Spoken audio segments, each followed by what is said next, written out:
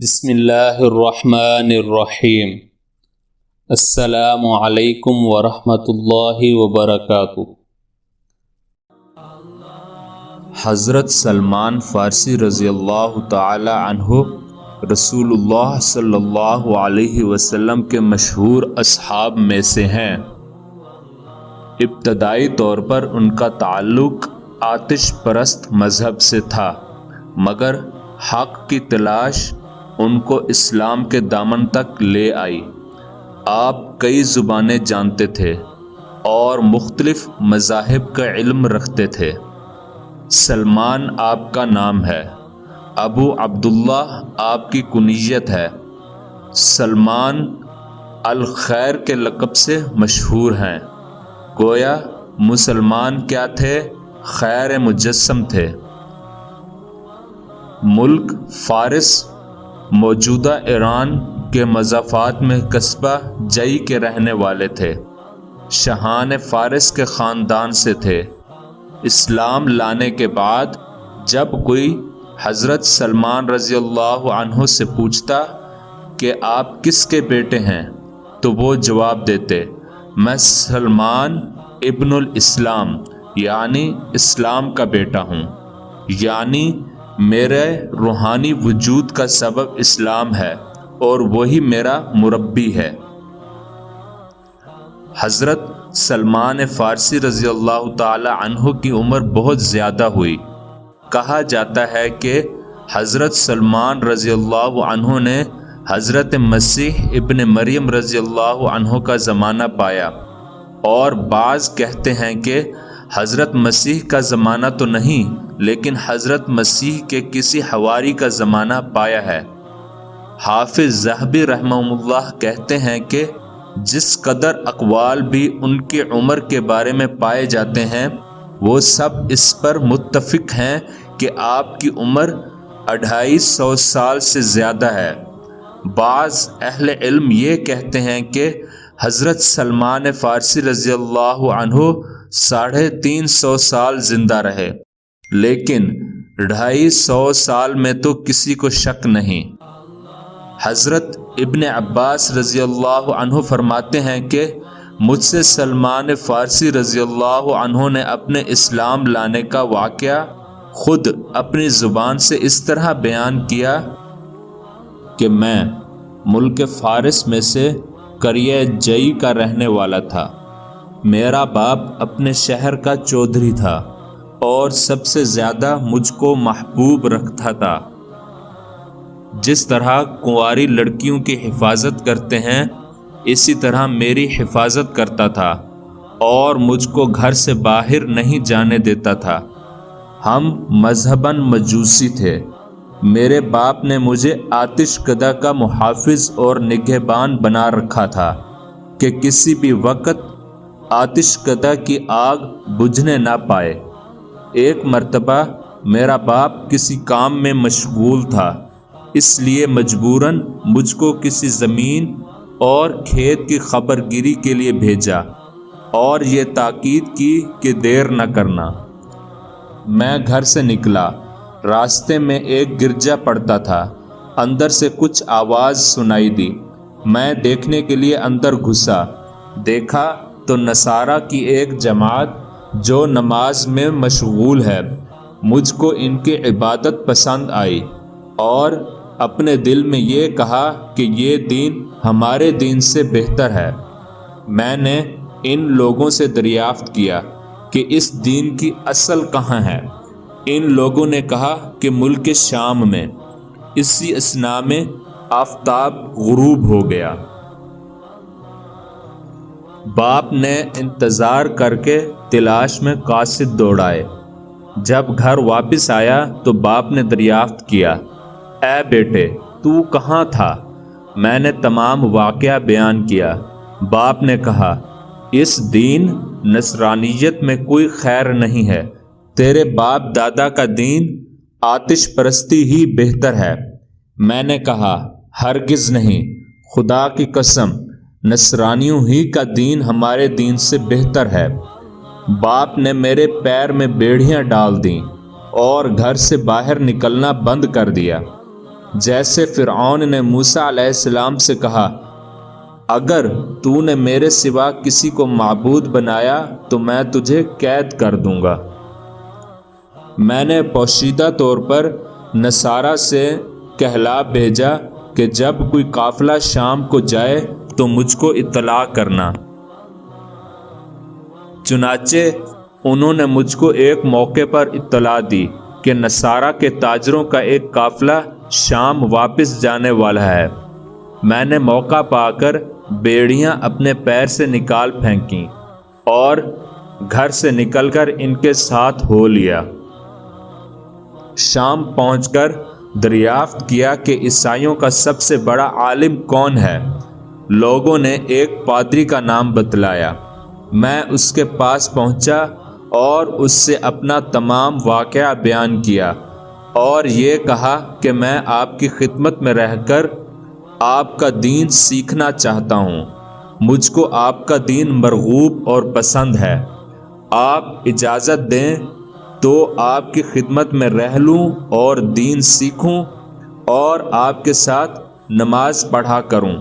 اس نے کہا، بہتر ہے، لیکن چند روز کے بعد تجربہ ہوا کہ وہ اچھا آدمی نہ تھا، بڑا ہی حریص اور طامع تھا، دوسروں کو صدقات اور خیرات کا حکم دیتا اور جب لوگ روپیہ لے کر آتے تو جمع کر کے رکھ لیتا اور فقراء و مساکین کو نہ دیتا۔ اسی طرح اس نے اشرفیوں کے ساتھ مٹکے جمع کر لیے۔ جب وہ مر گیا اور لوگ حسن عقیدت کے ساتھ اس کی تجہیز و تکفین کے لیے جمع ہوئے تو میں نے لوگوں سے اس کا حال بیان کیا اور وہ 7 مٹکے دکھلائے۔ لوگوں نے یہ دیکھ کر کہا، خدا کی قسم، ہم ایسے شخص کو ہرگز دفن نہیں کریں گے۔ بالآخر اس پادری کو سولی پر لٹکا کر سنگسار کر دیا اور اس کی جگہ کسی اور عالم کو بٹھا دیا۔ حضرت سلمان فارسی رضی اللہ عنہ فرماتے ہیں کہ میں نے اس سے زائد کسی کو عالم اور اس سے بڑھ کر کسی کو عابد و زاہد، دنیا سے بے تعلق اور آخرت کا شائق اور طلبگار، نمازی اور عبادت گزار نہیں دیکھا۔ اور جس قدر مجھ کو اس عالم سے محبت ہوئی، اس سے پیشتر بھی کسی سے اس قدر محبت نہیں ہوئی۔ میں برابر اس عالم کی خدمت میں رہا۔ جب ان کا آخر وقت آ گیا تو میں نے عرض کیا کہ آپ مجھ کو وصیت کیجئے اور بتلائیے کہ آپ کے بعد کس کی خدمت میں جا کر رہوں۔ کہا کہ موصل میں ایک عالم ہے، تم اس کے پاس چلے جانا۔ چنانچہ میں ان کے پاس گیا اور ان کے بعد ان کی وصیت کے مطابق نصیبین میں ایک عالم کے پاس جا کر رہا اور ان کی وفات کے بعد ان کی وصیت کے مطابق شہر عموریہ میں ایک عالم کے پاس رہا۔ جب ان کا بھی انتقال ہونے لگا تو میں نے کہا کہ میں فلاں فلاں عالم کے پاس رہا، اب آپ بتلائیں کہ میں کہاں جاؤں۔ اس عالم نے کہا، میری نظر میں اس وقت کوئی ایسا عالم نہیں ہے جو صحیح راستے پر ہو اور میں تم کو اس کا پتہ بتاؤں۔ البتہ ایک نبی کے ظہور کا وقت قریب آ گیا ہے جو دین ابراہیمی پر ہوگا، عرب کی سرزمین پر اس کا ظہور ہوگا، ایک نخلستانی زمین کی طرف ہجرت کرے گا۔ اگر تم سے وہاں پہنچنا ممکن ہو تو ضرور پہنچنا۔ ان کی علامت یہ ہوگی کہ وہ صدقہ کا مال نہ کھائیں گے، ہدیہ قبول کریں گے، دونوں شانوں کے قریب مہر نبوت ہوگی۔ جب تم ان کو دیکھو گے تو پہچان لو گے۔ اس دوران میں میرے پاس کچھ گائیں اور بکریاں بھی جمع ہو گئی تھیں۔ اتفاق سے ایک قافلہ عرب کا جانے والا مجھ کو مل گیا۔ میں نے ان سے کہا کہ تم لوگ مجھ کو ساتھ لے چلو، یہ گائیں اور بکریاں سب کی سب تم کو دے دوں گا۔ ان لوگوں نے اس کو قبول کیا اور مجھ کو ساتھ لے لیا۔ جب وادی قرا میں پہنچے تو میرے ساتھ یہ بدسلوکی کی کہ غلام بنا کر ایک یہودی کے ہاتھ فروخت کر دیا۔ جب اس کے ساتھ آیا تو کھجور کے درخت دیکھ کر خیال ہوا کہ شاید یہی وہ سرزمین ہے، لیکن ابھی پورا اطمینان نہیں ہوا تھا کہ بنی قریظہ کا ایک یہودی اس کے پاس آیا اور مجھ کو اس سے خرید کر مدینہ لے آیا۔ جب میں مدینہ پہنچا تو خدا کی قسم مدینہ کو دیکھتے ہی پہچان لیا اور یقین کیا کہ یہ وہی شہر ہے جو مجھ کو بتلایا گیا ہے۔ صحیح بخاری میں خود حضرت سلمان رضی اللہ عنہ سے مروی ہے کہ میں اس طرح 10 مرتبہ سے زیادہ فروخت ہوا ہوں۔ لوگوں نے سلمان رضی اللہ عنہ کو بار بار بے رغبتی کے ساتھ دراہم معدودہ یعنی چند درہموں میں خریدا، لیکن اس کی اصلی قیمت کو کسی نے نہ پہچانا۔ آگے حضرت سلمان فارسی رضی اللہ عنہ کہتے ہیں کہ میں مدینہ میں اس یہودی کے پاس رہا اور بنو قریظہ میں اس کے درختوں کا کام کرتا رہا۔ اللہ تعالیٰ نے نبی کریم صلی اللہ علیہ وسلم کو مکہ میں مبعوث فرمایا، مگر مجھ کو غلامی اور خدمت کی وجہ سے مطلق علم نہ ہوا۔ جب آپ صلی اللہ علیہ وسلم ہجرت فرما کر مدینہ تشریف لائے اور قباء میں بنی عمرو بن عوف کے یہاں آپ صلی اللہ علیہ وسلم نے قیام فرمایا، میں اس وقت ایک کھجور کے درخت پر چڑھا ہوا کام کر رہا تھا اور میرا آقا درخت کے نیچے بیٹھا تھا کہ ایک یہودی آیا جو میرے آقا کا چچا زاد بھائی تھا اور کہنے لگا، خدا انصار کو ہلاک کرے کہ قباء میں ایک شخص کے ارد گرد جمع ہیں جو مکہ سے آیا ہے اور کہتے ہیں کہ یہ شخص نبی اور پیغمبر ہے۔ سلمان رضی اللہ عنہ فرماتے ہیں، خدا کی قسم یہ سننا تھا کہ مجھ کو لرزہ اور کپکپی نے پکڑا اور مجھ کو یہ غالب گمان ہو گیا کہ میں اپنے آقا پر اب گرا۔ وہ دونوں یہودی ان کی اس حالت اور کیفیت کو دیکھ کر سخت متعجب تھے۔ بہرحال دل کو تھام کر درخت سے اترا اور اس آنے والے یہودی سے پوچھنے لگا، بتاؤ تو صحیح تم کیا بیان کر رہے تھے؟ وہ خبر ذرا مجھ کو بھی تو سناؤ۔ یہ دیکھ کر میرے آقا کو غصہ آ گیا اور زور سے ایک تمانچہ میرے رسید کیا اور کہا، تجھ کو اس سے کیا مطلب؟ تو اپنا کام کر۔ جب شام ہوئی اور کام سے فراغت ہوئی تو جو کچھ میرے پاس جمع تھا وہ ساتھ لیا اور آپ صلی اللہ علیہ وسلم کی خدمت میں حاضر ہوا۔ آپ صلی اللہ علیہ وسلم اس وقت قباء میں تشریف فرما تھے۔ میں نے عرض کیا کہ مجھ کو معلوم ہوا ہے کہ آپ کے اور آپ کے رفقاء کے پاس کچھ نہیں ہے، آپ سب حضرات صاحب حاجت ہیں، اس لیے میں آپ کے لیے اور آپ کے رفقاء کے لیے صدقہ پیش کرنا چاہتا ہوں۔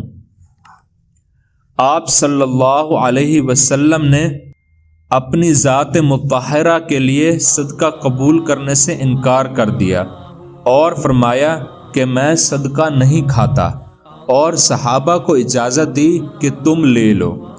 حضرت سلمان فارسی رضی اللہ عنہ کہتے ہیں، میں نے اپنے دل میں کہا، خدا کی قسم یہ ان 3 علامتوں میں سے ایک ہے۔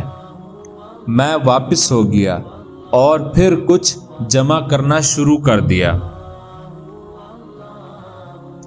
جب آپ صلی اللہ علیہ وسلم مدینہ تشریف لائے تو میں پھر حاضر خدمت ہوا اور عرض کیا کہ میرا دل چاہتا ہے کہ آپ کی خدمت میں کچھ پیش کروں، صدقہ تو آپ قبول نہیں فرماتے؟ یہ ہدیہ لے کر حاضر ہوا ہوں۔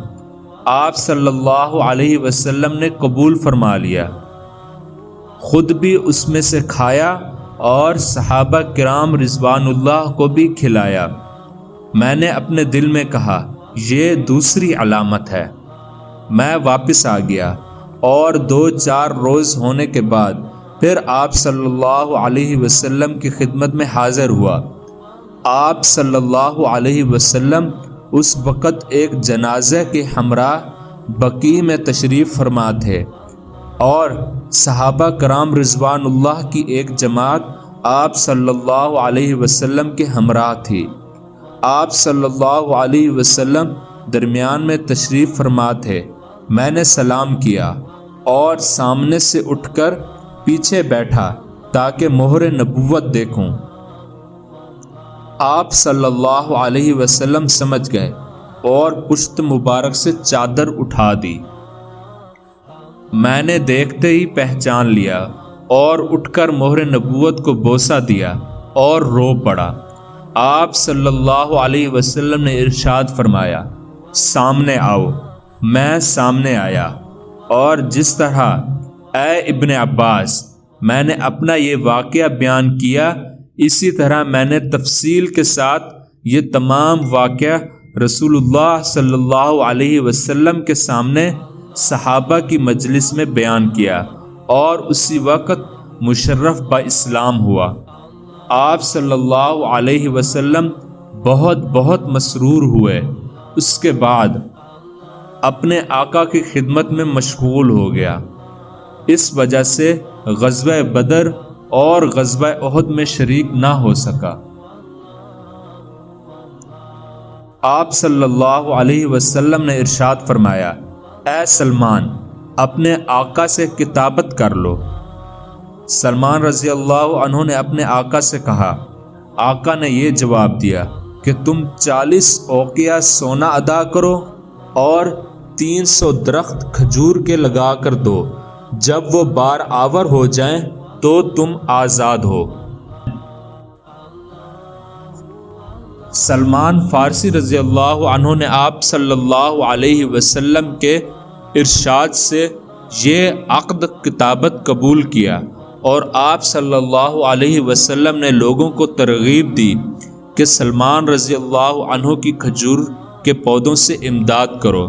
چنانچہ کسی نے 30 پودوں سے اور کسی نے 20 پودوں سے اور کسی نے 15 پودے اور کسی نے 10 پودوں سے امداد کی۔ جب پودے جمع ہو گئے تو مجھ سے فرمایا اے سلمان ان کے لیے گڑھے تیار کرو۔ جب گڑھے تیار ہو گئے تو آپ صلی اللہ علیہ وسلم نے خود دست مبارک سے ان تمام پودوں کو لگایا اور برکت کی دعا فرمائی۔ 1 سال گزرنے نہ پایا کہ سب کو پھل آ گیا اور کوئی پودا ایسا نہ رہا کہ جو خشک ہو گیا ہو۔ سب کے سب سر سبز و شاداب ہو گئے اور سب پر پھل آ گیا۔ درختوں کا قرض تو ادا ہو گیا، صرف دراہم باقی رہ گئے۔ ایک روز ایک شخص آپ صلی اللہ علیہ وسلم کے پاس ایک بیضہ کی مقدار سونا لے کر آیا۔ آپ صلی اللہ علیہ وسلم نے فرمایا وہ مسکین مکاتب یعنی سلمان فارسی کہاں ہے؟ اس کو بلاؤ۔ تو آپ صلی اللہ علیہ وسلم نے وہ بیضہ کی مقدار سونا عطا فرما دیا اور یہ ارشاد فرمایا کہ اس کو لے جاؤ، اللہ تعالیٰ تمہارا قرضہ ادا فرمائے گا۔ میں نے عرض کیا یا رسول اللہ یہ سونا بہت تھوڑا ہے، اس سے میرا قرض کہاں ادا ہوگا؟ آپ صلی اللہ علیہ وسلم نے فرمایا جاؤ، اللہ اس سے تمہارا قرضہ ادا کر دے گا۔ چنانچہ میں نے اس کو تولا تو پورا 40 اوقیہ تھا۔ میرا کل قرضہ ادا ہو گیا اور غلامی سے آزاد ہوا اور آپ صلی اللہ علیہ وسلم کے ساتھ غزوہ خندق میں شریک ہوا اور اس کے بعد تمام غزوات میں آپ صلی اللہ علیہ وسلم کے ہم رکاب رہا۔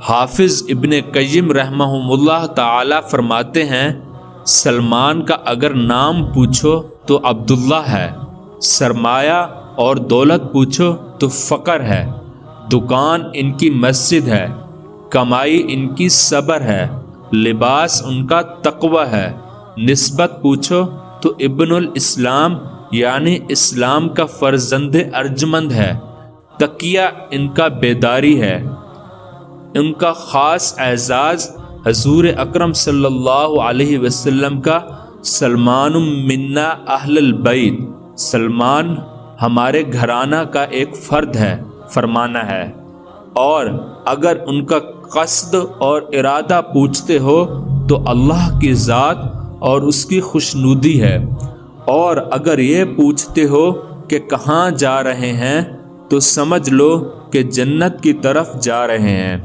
اور اگر یہ پوچھتے ہو کہ اس سفر میں ان کا ہادی اور رہنما کون ہے تو خوب جان لو کہ وہ امام المتقین، سید الاولین والآخرین، خاتم الانبیاء والمرسلین صلی اللہ علیہ وسلم ہیں۔